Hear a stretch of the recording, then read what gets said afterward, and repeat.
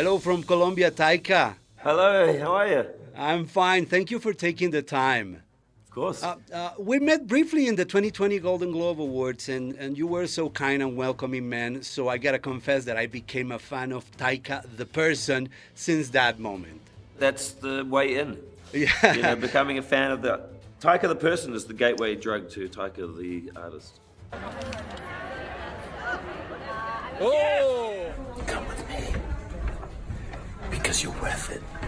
Yes, also what a great moment to be you. You've just been in Lightyear, you're working on a new Star Wars movie, and you're releasing Thor, Love and Thunder. How do you come to terms with Taika the director, Taika the writer, and Taika the actor?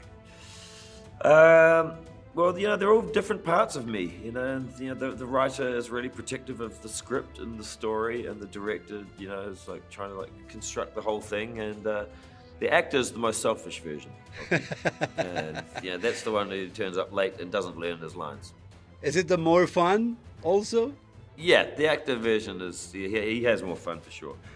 The director one is the most stressed, and the writer one is the most angry. Made of rocks, as you can see, but don't let that intimidate you. You don't need to be afraid unless you're made of scissors. Just a little rock, paper, scissors joke for you. Some people refer to your movies as the Taikaverse, and I think they're right. One thing that I love in this one is how you manage to make the extremely ridiculous into something so freaking cool. How did this story came to your mind? How did you find so many unbelievable things to put in this film? Honestly, it's like, if something starts feeling like I've seen it before, then we have to make it different and have to change it. And, sometimes it's about adding giant goats. Giant goats! Look at those! They are wonderful! Yes, they are. They also scream quite a lot. Sometimes it's about, adding a man made of rocks. So that's the ex-girlfriend, is it? The old ex-girlfriend, Jodie Foster. Jane Foster, The one that got away. the one that got away.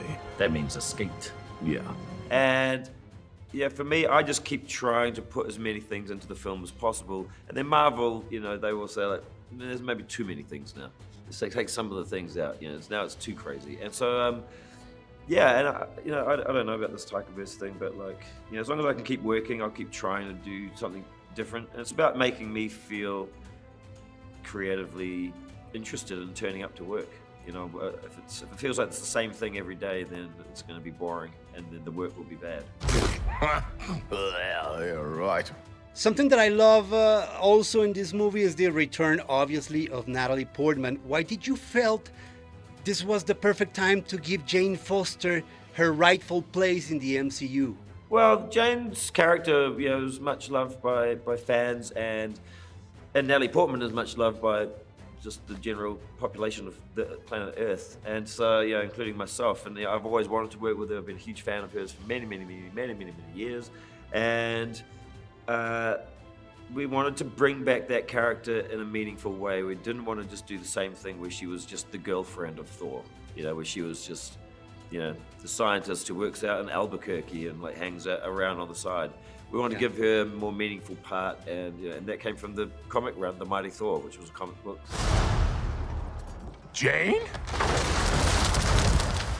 And, having Natalie come in and be a superhero and wield the hammer and, and be empowered, but also have very real issues that she's dealing with, very human problems there. It all serves to make a better film. It's the Asgardian shake. Into the snake that you cannot trust. Really dragging this out. And finish the classic Asgardian high one. Really quick, because I gotta go, talking about Love and Thunder, what was for you the most lovely and the most thunderous moment making this movie? I think the most lovely is really just probably the most lovely was actually the premiere the other night. The most thunderous part is making the film. Because you never know what it's going to be like. You're hoping that it's going to be good. You're hoping people will like it, and you're hoping no one else is doing something similar that's going to come out at the same time. So that whole thing is a thunderous journey. And then the most lovely part was watching the film with a full capacity audience and everyone cheering and laughing and crying at the right moments. Thank you so much, Taika. Have an amazing day. Thank you. Bye bye. And flick. Oh, you flicked too hard, damn it! Shall we help him? I mean, eventually.